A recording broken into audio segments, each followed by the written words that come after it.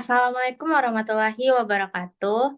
Alhamdulillahirabbil alamin. Assalatu wassalamu ala asrofil anbiya'i wal mursalin wa ala alihi washabihi rasulillahi ajmain. Baiklah teman-teman, kali ini kami akan membahas tentang apa itu masalah, jenis-jenis di dalam metode penelitian, dan juga teori yang ada dalam metode penelitian. Kali ini saya tidak sendiri, saya bersama teman-teman saya. Yang pertama yaitu ada Siti Sarah Sekarning-Tias Putri Diwa, yang kedua yaitu Kamilia Salsabila, yang ketiga ada Zakia Rahmadina, dan yang keempat ada saya sendiri, Hafifah Hidayatur Rahmi. Di sini kami akan berdiskusi tentang apa itu masalah. Yang pertama akan dijelaskan oleh teman saya Kamilia Salsabila. Kepada Kamilia dipersilahkan.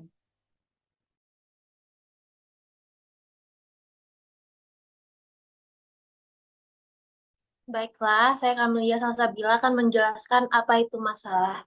Jadi, masalah dalam penelitian itu adalah pertanyaan atau isu yang ingin dipecahkan atau diteliti. Nah, masalah ini menjadi fokus utama penelitian dan biasanya mencakup kekurangan pengetahuan, konflik, atau fenomena yang belum sepenuhnya dipahami. Nah, untuk menentukan masalah yang jelas dan relevan itu sangat penting karena akan membimbing metodologi dan analisa di dalam penelitian. Baik, terima kasih kepada Kamilia. Selanjutnya ada jenis-jenis di dalam penelitiannya. Itu akan saya jelaskan sendiri. Jadi di dalam penelitian ini ada dua jenis. Yang pertama ada jenis kuantitatif. Di mana jenis penelitian kuantitatif ini adalah jenis penelitian yang menggunakan data berbentuk angka dan juga analisis statistik untuk memahami fenomena atau masalah. Dengan tujuan dari penelitian kuantitatif ini adalah untuk mengukur variabel, mengidentifikasi hubungan antar variabel, dan juga membuat generalisasi berdasarkan penelitian. Yang kedua ada jenis penelitian kualitatif, di mana jenis penelitian kualitatif ini berfokus pada pemahaman yang mendalam tentang suatu fenomena, perilaku, maupun pengalaman dari manusia. Penelitian ini berorientasi kepada deskripsi dan juga interpretasi daripada pengukuran angka ataupun statistik. Selanjutnya akan dijelaskan oleh teman saya yaitu Sakia. Kepada Sakia dipersilahkan. Baik, terima kasih Afi. Selanjutnya itu ciri masalah penelitian yang baik. Yang pertama itu harus relevan, di mana masalah harus signifikan dan memiliki nilai ilmiah atau praktis. Yang kedua, spesifik. Masalah harus dirumuskan secara jelas dan terfokus. Yang ketiga, dapat dipecahkan. Maksudnya di sini peneliti harus menawarkan kemungkinan untuk menemukan solusi dan jawaban. Selanjutnya berbasis teori. Masalah biasanya didasarkan pada teori atau literatur yang ada, yang menunjukkan adanya kesenjangan pengetahuan.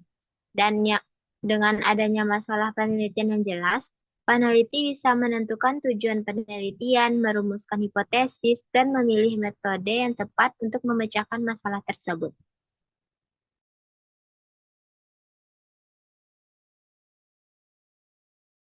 Baik, terima kasih kepada Sakia. Selanjutnya ada konsep dan konteks penyelesaian pada masalah yang akan dijelaskan oleh Siti Sarah. Kepada Siti Sarah dipersilahkan. Baik, terima kasih kepada Afi. Selanjutnya saya akan menjelaskan konsep dalam konteks penyelesaian masalah. Konsep dalam konteks penyelesaian masalah terdapat 4, yaitu yang pertama positivism, yang kedua konstruktivism, yang ketiga berpikir kritis, yang keempat partisipatif. Yang pertama, positivism. Pendekatan ini menekankan pada penggunaan metode ilmiah dan data empiris. Dalam penyelesaian masalah, positivism berfokus pada pengumpulan fakta dan bukti untuk menganalisis situasi dan menemukan solusi yang objektif. Yang kedua, konstruktivism. Menekankan bahwa pengetahuan dibangun melalui pengalaman dan interaksi sosial. Dalam penyelesaian masalah, pendekatan ini mendorong kolaborasi dan diskusi untuk memahami berbagai perspektif dan menciptakan solusi yang relevan. Yang ketiga, berpikir kritis. Berpikir kritis adalah kemampuan untuk menganalisis informasi secara logis dan objektif. Dalam konteks penyelesaian masalah, berpikir kritis melibatkan evaluasi argumen, identifikasi bias, dan pengambilan keputusan yang rasional berdasarkan bukti. Yang keempat, partisipatif. Parsi- parsitif- pars- Partisipatif melibatkan pemangku kepentingan dalam proses pengambilan keputusan. Ini berarti melibatkan berbagai pihak yang terkena dampak dalam identifikasi masalah dan pencarian solusi, sehingga meningkatkan kepemilikan dan keberlanjutan solusi yang dihasilkan. Menggabungkan keempat pendekatan ini dapat meningkatkan efektivitas dalam penyelesaian masalah dengan mengintegrasikan data, perspektif, analisis kritis, dan partisipasi aktif. Baik, terima kasih. Dikembalikan kepada Afi. Baik, terima kasih Sarah. Selanjutnya kita akan memulai diskusi di mana nanti akan ada beberapa pertanyaan tentang apa itu masalah, jenis-jenis yang ada dalam metode penelitian dan juga teori yang telah kita bahas tersebut. Mungkin ada beberapa dari teman-teman yang ingin bertanya, dipersilahkan, dan nanti juga teman-teman yang ingin menjawab dipersilahkan.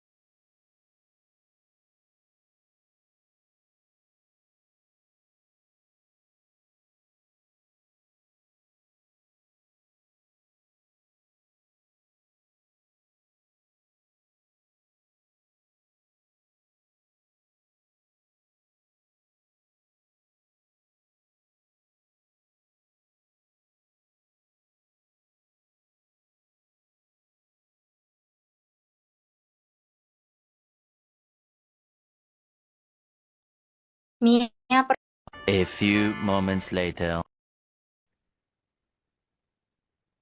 baik, silakan Camelia. Baik, saya izin bertanya moderator. Untuk pertanyaannya itu, bagaimana kita mengetahui bahwa penelitian itu menggunakan metode kuantitatif? Baik, terima kasih. Mungkin izin saya yang akan menjelaskan. Pertanyaan Mia yaitu bagaimana kita mengetahui jenis penelitian kita itu kuantitatif. Jadi penelitian kita ini kuantitatif, kita dapat mempertimbangkan atau melihat dari beberapa hal. Yang pertama itu dilihat dari tujuan dari penelitian, di mana penelitian kuantitatif ini biasanya bertujuan untuk mengukur variabel, menguji hipotesis, dan juga menganalisis data numerik. Yang kedua yaitu dalam metode pengumpulan data. Kalau misalnya kita menggunakan kuesioner, survei, atau instrumen lain yang menghasilkan data dalam bentuk angka, berarti penelitian kita ini menunjukkan pendekatan kuantitatif. Yang ketiga, adanya analisis data, di mana penelitian kuantitatif ini sering menggunakan analisis yang statistik untuk mengolah data. jika kita berencana menguji uji statistik seperti regresi, ANOVA, atau uji T, itu adalah tanda dari penelitian kita itu kuantitatif. Yang keempat, adanya variabel yang akan diuji, di mana di dalam penelitian kuantitatif itu kita akan mengidentifikasi variabel independen dan juga dependen, serta mengukur hubungan antar keduanya. Yang kelima, adanya sampel size, di mana penelitian kuantitatif ini sering melibatkan sampel besar untuk meningkatkan generalisasi dari hasil penelitian. Mungkin sekian yang dapat saya jabarkan dari pertanyaan Kamilia tersebut. Baik, dapat saya simpulkan berarti dari dalam penelitian menggunakan metode kuantitatif itu datanya itu berupa angka dan untuk menganalisis data itu menggunakan statistik. Ya, betul. Mungkin ada dari teman-teman yang ingin bertanya terkait dengan apa yang sudah kita bahas tadi.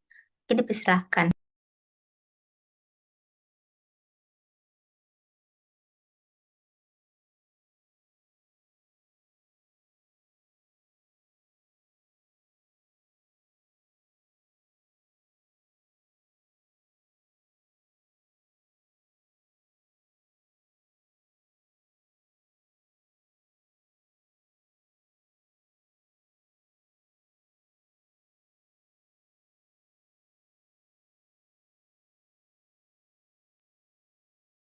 Izin bertanya kepada moderator,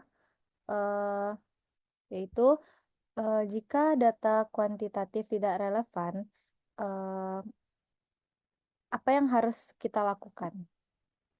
Terima kasih.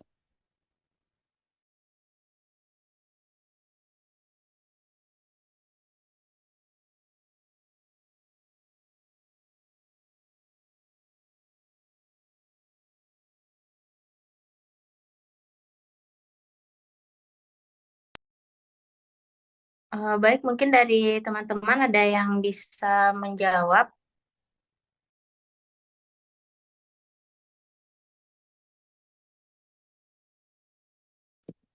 Izin moderator, saya ingin menjawabnya. Baik, silakan Sakia. Untuk masalah penelitian dapat dipecahkan melalui beberapa langkah yang terstruktur dan sistematis. Yang pertama itu ada identifikasi masalah penelitian terlebih dahulu. Langkah awal ini memahami dan mengidentifikasi masalah dengan jelas. Lalu kita dapat meninjau literatur, melakukan studi literatur untuk memahami apa yang telah ditemukan oleh penelitian sebelumnya terkait dengan masalah yang sedang kita bahas. Lalu merumuskan hipotesis, di mana atau memberikan pertanyaan-pertanyaan dalam penelitian. Setelah memahami masalah, peneliti merumuskan hipotesis atau pertanyaan penelitian yang spesifik. Mungkin sekian jawaban dari saya. Saya kembalikan kepada moderator. Baik, terima kasih penjelasannya Sakia. Apakah Sarah puas dengan jawaban yang diberikan? Baik, terima kasih Kia atas jawabannya. Saya cukup mengerti dengan jawabannya. Baik, selanjutnya di sini saya ada pertanyaan terkait tentang apa yang dimaksud dengan metode sampling dalam penelitian yang sudah dijelaskan tadi. Mungkin dari rekan-rekan ada yang bisa menjelaskan?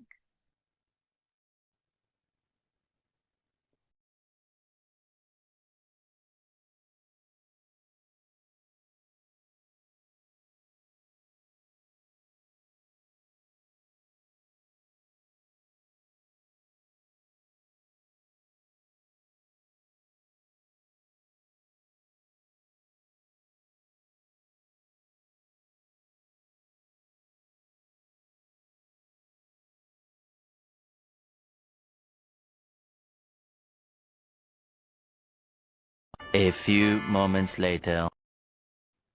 Baik, di sini saya akan bertanya, yaitu apa yang dimaksud dengan metode sampling di dalam suatu penelitian? Baik, saya akan Mungkin mencoba dari bantu. teman-teman ada. Oke, baik. Di sini saya akan bertanya, apa yang dimaksud dengan metode sampling di dalam suatu penelitian? Baik, untuk pertanyaan dari Afifah, saya akan mencoba bantu menjawab. Eh, apa yang dimaksud dengan metode sampling dalam penelitian? Metode sampling dalam penelitian adalah teknik atau prosedur yang digunakan untuk memilih sebagian dari populasi yang akan dijadikan sampel. Tujuannya agar sampel tersebut dapat mewakili keseluruhan populasi sehingga hasil penelitian dapat generalisasikan. Ada berbagai jenis metode sampling, seperti sampling acak atau random sampling.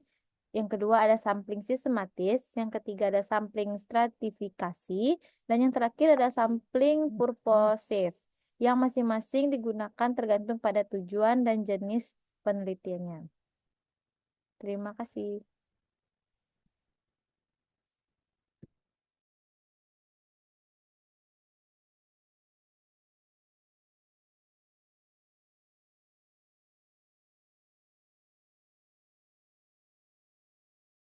Mungkin ada dari teman-teman yang masih ingin bertanya terkait dengan yang sudah dijelaskan oleh Sarah.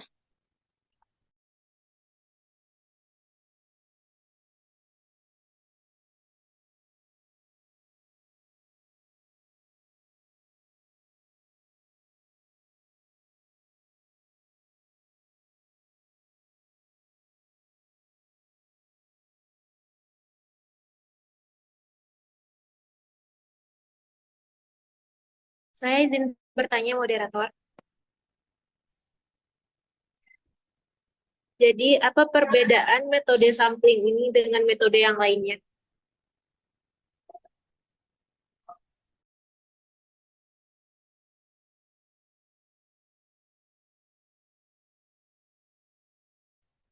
Baik, mungkin dari rekan-rekan ada yang ingin menjawab terkait dengan apa perbedaan dari metode sampling ini dengan metode penelitian yang lain. Saya bisa menjawabnya, moderator. Izin menjawab. Jadi perbedaan utama antara teori sampling dan teori-teori lainnya itu, ya, yang pertama itu, teori sampling ini terfokus pada bagaimana memilih sampel yang representatif dan populasi untuk melakukan penelitian. Lalu menekankan cara-cara agar sampel yang diambil dapat mencerminkan karakteristik populasi secara akurat. Lalu teori ini mencakup konsep seperti probabilitas, ukuran sampel, margin of error, dan bias sampling. Lalu kalau sedangkan teori-teori lain dalam penelitian itu seperti teori validitas dan teori reabilitas terfokus pada seberapa akurat dan konsisten instrumen penelitian mengukur apa yang dimaksudkan untuk diukur.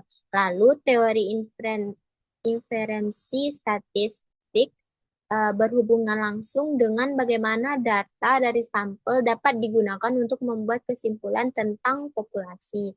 Lalu teori yang terakhir ada teori desain penelitian, di mana mengatur keseluruhan penelitian yang dirancang, termasuk jenis data yang dikumpulkan dan metode yang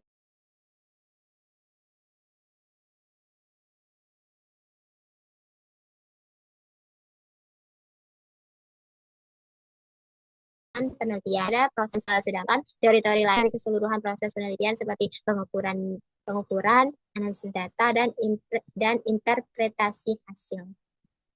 Sekian, moderator. Baik, terima kasih Sakia atas jawabannya. Mungkin ada dari teman-teman yang masih ingin bertanya terkait dengan materi yang telah kita sampaikan tadi. Dipersilahkan.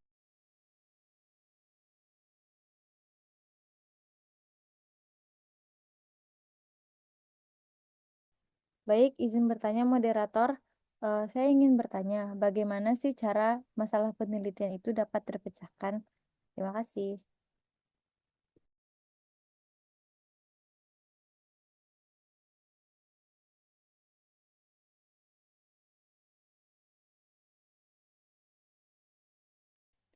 Baik, mungkin ada dari teman-teman yang ingin menjawab pertanyaan dari Siti Sarah.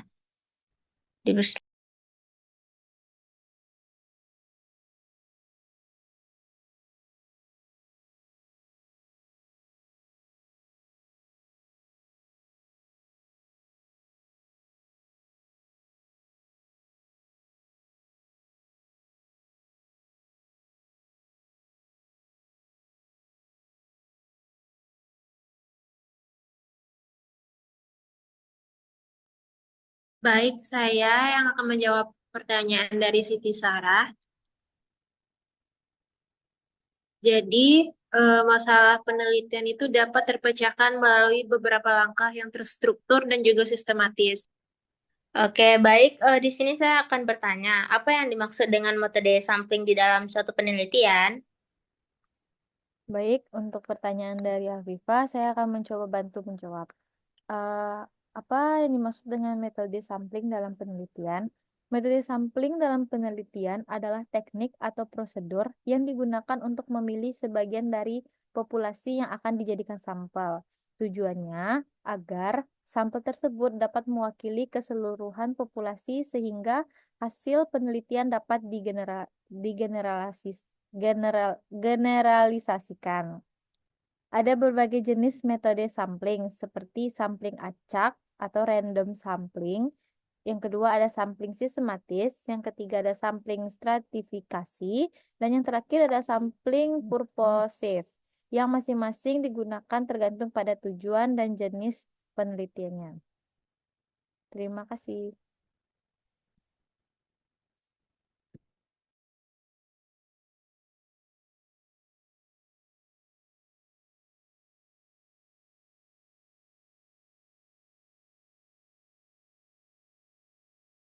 Mungkin ada dari teman-teman yang masih ingin bertanya terkait dengan yang sudah dijelaskan oleh Sarah.